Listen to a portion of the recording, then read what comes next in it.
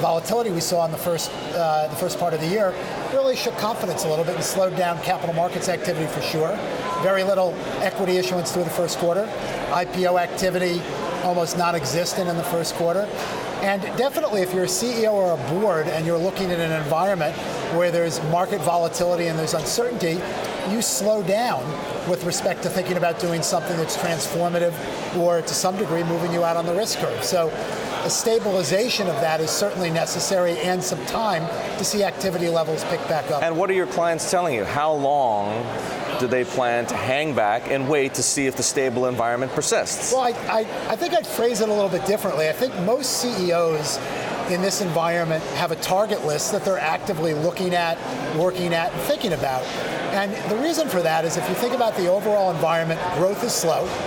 Shareholders actually want to see companies buying growth and deploying capital in that fashion.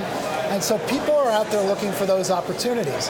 There are a handful of things besides the market volatility that I think have created some headwinds. Certainly a lot of the regulatory oversight around deals, and we can talk about that a little bit, is having an impact. But I think as we see stability here, you're going to see that activity pick up a little bit again.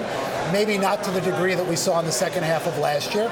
But look, even in the course of the last couple of weeks, we've seen a pickup in deal activity again. And my guess is if markets stay the way they're operating now, that should continue as we head into the summer. There was a time not so long ago when you thought tech valuations were getting a little bit frothy and you seemed eager for discipline to return to the market. Are we there yet? There's no question around private market valuations in particular. There's been a little bit of a correction. And a healthy one? Well, I think it's certainly healthy.